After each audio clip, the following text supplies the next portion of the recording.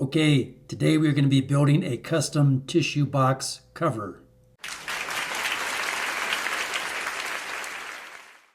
Reasons we're trying to make a tissue box cover. Number one, sometimes when you buy a tissue box, the color or design pattern on the tissue box may not match your home decor or your office decor. The second issue we're trying to solve for is when the tissue box starts to get empty and you go to grab a tissue out, sometimes the whole box comes with the tissue or the tissue box falls on the floor. I find that kind of annoying. So you can make the tissue box cover out of wood or metal, different types of wood, cherry, walnut. You can stain it, make it out of oak. You can round the corners and edges over with a router. Stain it a dark color or light color. Make it out of bamboo. All depends on your personal design taste. The slot on the top could be more rectangle or round shape. You could clad the wood with some thin gauge metal. Be great for an auto repair shop. Another option, you could paint it. This one says Firehouse number 7, so great for a firehouse. This one says Aquariums Unlimited, so you can put your company logo on the side of the Kleenex cover. Let's take a look around. So you can see this one has a rectangular slot on top. It simply slides over the Kleenex box. Pretty simple. So again, depending on your skill level, your time, your budget, you can make this however you want out of different materials, paint it, stain it, etc.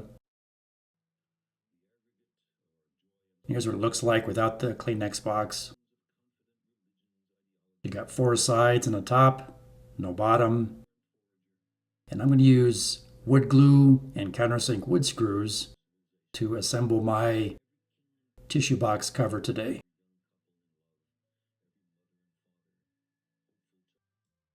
And it just simply slides over your tissue box like so. Woo!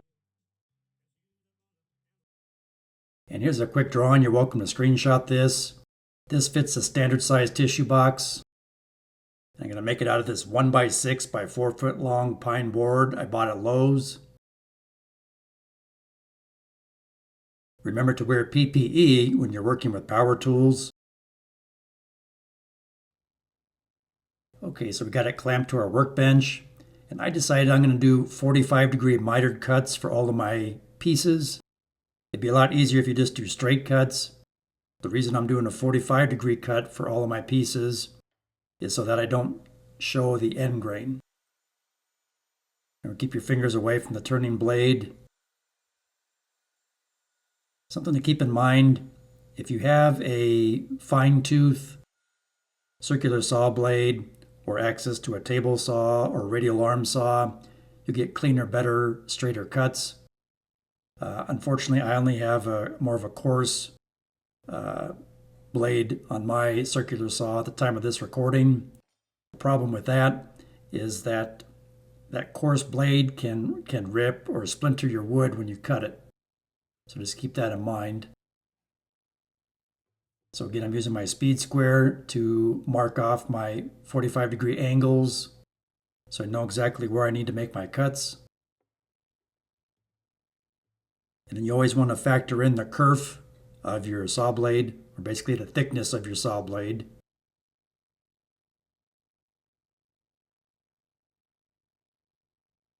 So again, 45 degrees like that, plus 45 degrees, that gives me 90-degree corners, and you won't see the end grain.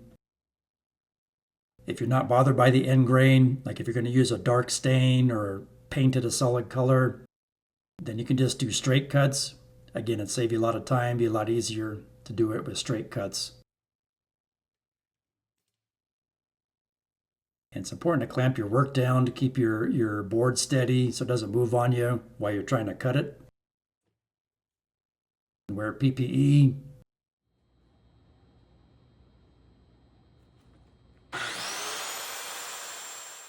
You can clamp like a guide piece of wood that the shoe of the circular saw can ride against. I tried doing that and it wasn't working well for me, so I'm just going to freehand it.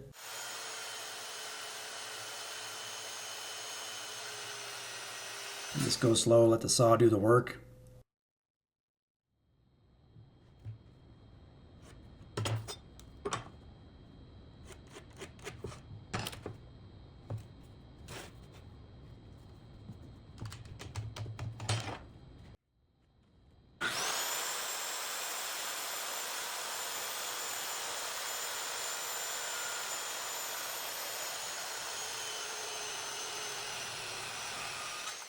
So you can see how those 45-degree cuts look. I do have a drawing of this project, but sometimes I find it's helpful to take the actual object and just sit it directly on your piece of metal or your piece of wood that you're cutting, just to make absolutely sure your measurements are correct. And I'm leaving a little bit of wiggle room around the entire perimeter of the Kleenex box, because you don't want it to be so tight that it's hard to get the Kleenex box in and out, or the cover to lift on and off of the Kleenex box. Hope that makes sense. So I'm leaving about, I'd say about 1/8 of an inch space all around the perimeter of the tissue box. And just about got all of our pieces cut. And this 1x6 board, it's actually not 6 inches wide, it's more like 5 3/4 inches wide, so just FYI. And it's not 1 inch thick, it's more like 7/8, 3/4, etc.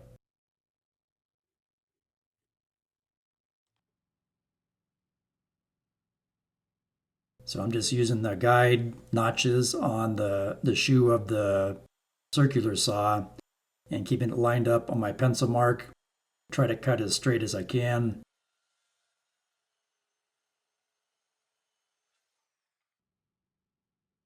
Yeah, not terrible. I'll have to do a little bit of corrective sanding here and there.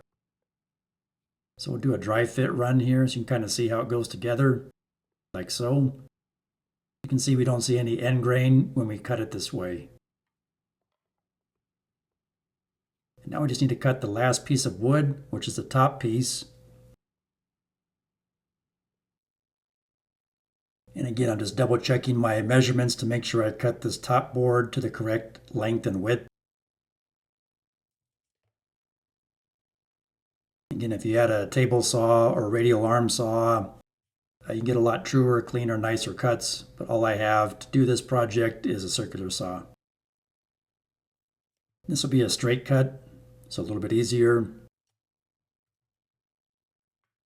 But again, I highly recommend you use a fine-tooth blade with more teeth instead of the aggressive framing type saw blade that I'm using.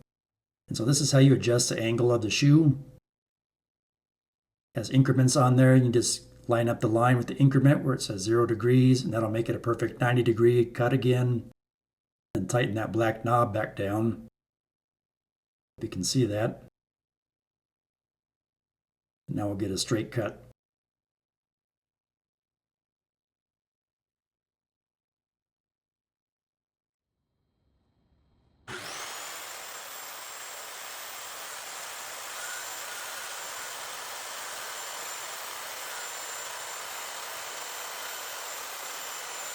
Okay, now I got to cut off a little bit of the width because this board is a little bit too wide for the top. So same thing though, I'm going to measure, make my marks with pencil, clamp it in place, and then use my circular saw to cut off that little piece on the edge here. All right, with all of our pieces cut, I'm going to use my electric sander to sand everything down nice and smooth. Everything's been sanded. Here's all of our pieces. Do a dry fit here. It's upside down, obviously. Doesn't look too bad. So I'm going to use some bungee cords to hold it together. Just going to check everything for square. Make sure I'm not too far off. And I'm going to drill pilot holes for all my countersink wood screws first. That way I can prevent splitting the wood when I drive my screws in. And to make a countersunk divot or hole for the screw head, I'm going to turn my drill in reverse. That way I don't splinter and split the wood. Because I want all my screw heads to be countersunk into the wood a little bit, so I can cover them over with wood putty later. Now, to be honest, the wood glue is probably strong enough by itself without the countersink wood screws. But just to make myself feel better, I want to add a little bit more strength by adding the wood screws as well.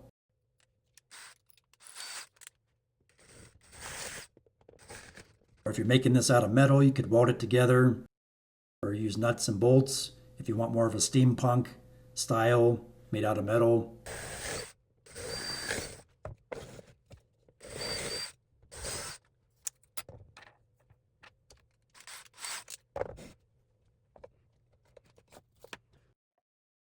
You can kind of see what I'm doing there. I'm adding some wood glue, and then driving my screws in. And you don't need a whole lot of wood glue. And again, with all those pre-drilled holes, the screws drive in nice and easily. I just want to make sure I go back and countersink all my screws once I get everything loosely screwed together, because I don't want the screw heads to show.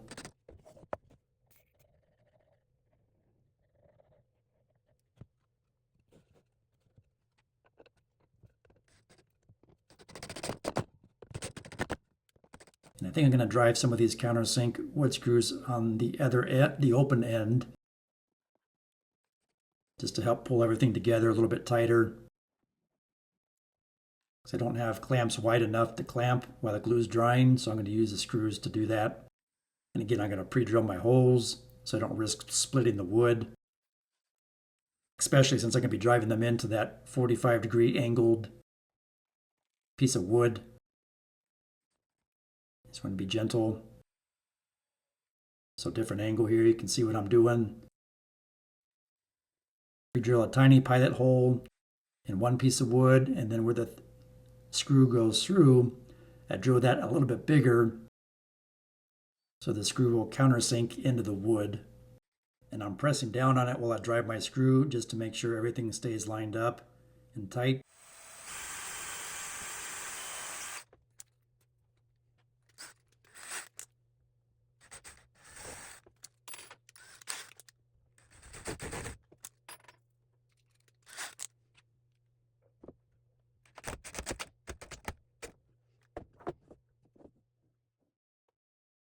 Now we need to measure the opening for the slot on top of this tissue box holder. And so I'm going to mark my center line from left to right and top or side to side, front and back. And then I decided I'm going to make the slot or opening 4 inches long and 1 inch wide. I'm just going to mark everything out. And we use a 1-inch spade bit to drill the ends and then cut out the material in the center with my multi-tool. You can use a framing square, speed square. I'm using a T-square in this case. You want to take your time and get your measurements straight and plumb, because you don't want a crooked slot in the top of your cover.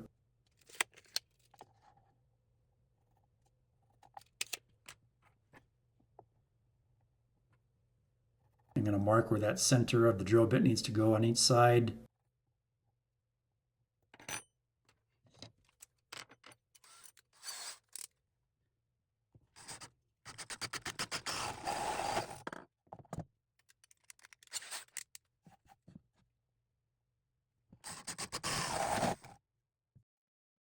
And then I'm just going to use my oscillating multi-tool to connect the 2 circles to cut out this centerpiece. First, I'm going to scribe some lines with my pencil just to help me out.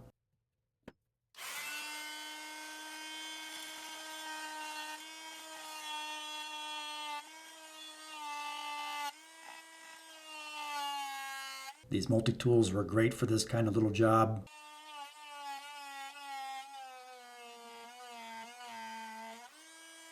And you can use other tools to cut this out. I'm using what I have on hand. Works great.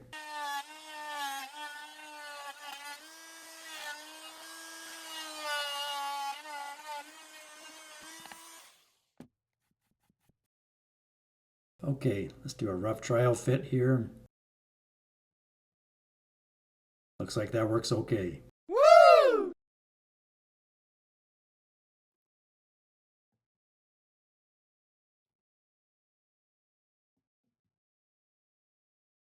Now we're going to need to go ahead and fill in all of our gaps and cracks and unevenness with some wood filler. I got this 3M product. It's a Bondo wood filler. It's a 2-part product that you mix together. Don't usually use this, but I got it to try it out. It's important you wear a respirator and have good ventilation with this product because it has strong chemical fumes. So we'll see how it works. You got your hardener and your wood filler. They give you two separate packets. I'm just going to open the package, mix it together on the scrap piece of cardboard. And just be careful with this product because you do have limited working time. I want to say it's 3 or 4 minutes once you mix the product together.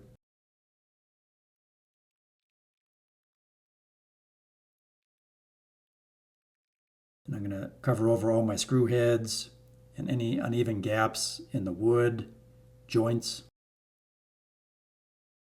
Comes with this yellow squeegee or putty knife, whatever you want to call it, applicator. I'm going to use my putty knife. And this is supposed to be sandable, stainable, paintable. Again, usually I like to use, wood putty or wood filler, but we'll see how this works. Something I am noticing is that it hardens pretty quickly, so you got to move kind of fast. It has strong chemical fumes, so again, good ventilation, wear a respirator. Do this outside if you can.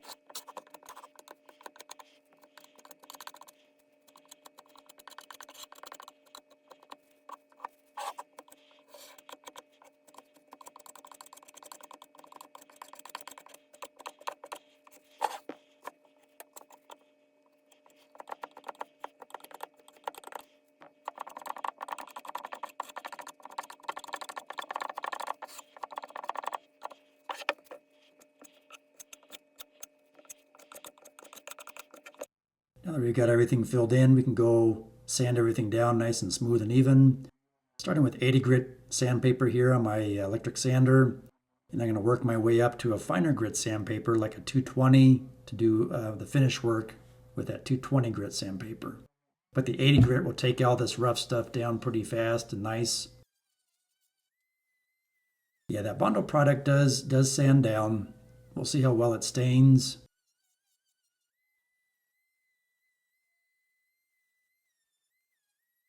And again, you don't have to stain it. You could paint this a solid color if you wanted to instead of staining it.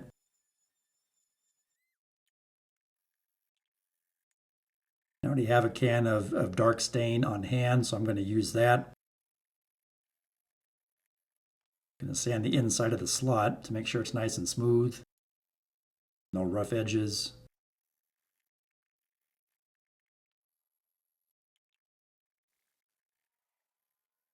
And do a little bit of hand sanding on the inside.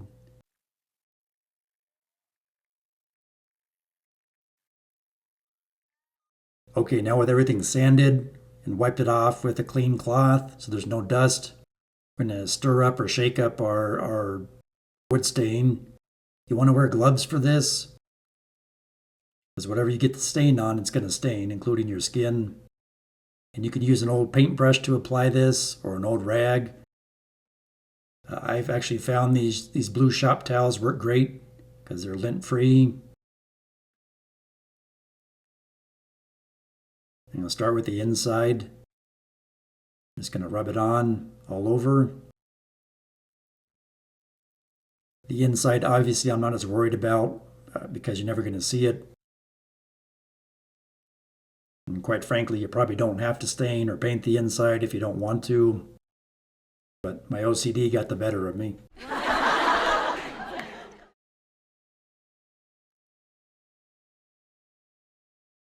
And usually read the instructions on the product that you buy, but this one you wait about 10-15 minutes and then you gently wipe the product off or the excess stain off with another rag.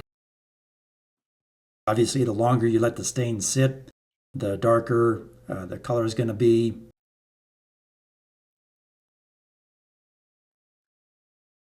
And this stain too, you want to work in a well-ventilated area. I'm applying the stain out in my garage, but I still have my respirator on. Okay, now we'll do the top and the sides. Same way, just going to wipe it on with a rag, or excuse me, a blue shop towel. Be sure to get down inside the opening.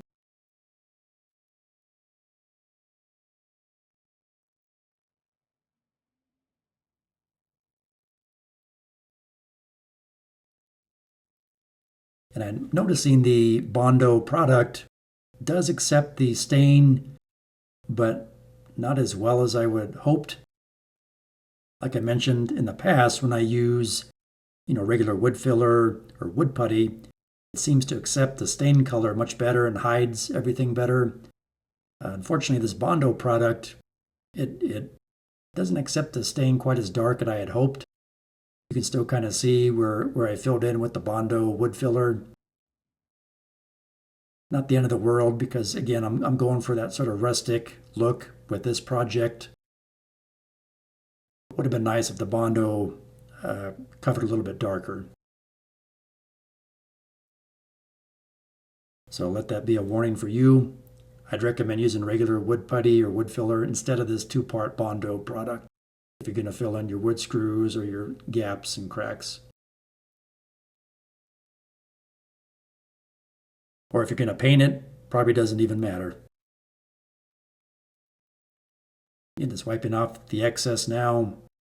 And we'll let this sit 24 hours at least before we bring it inside the house.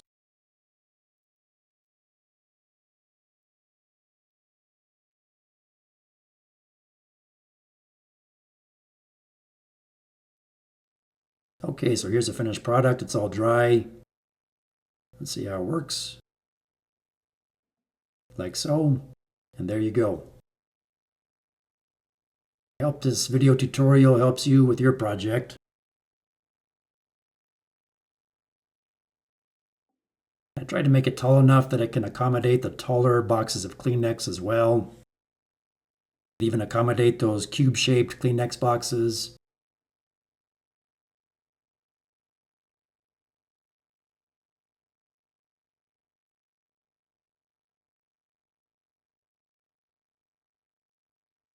Yeah, definitely going to stick with my wood filler and wood putty next time.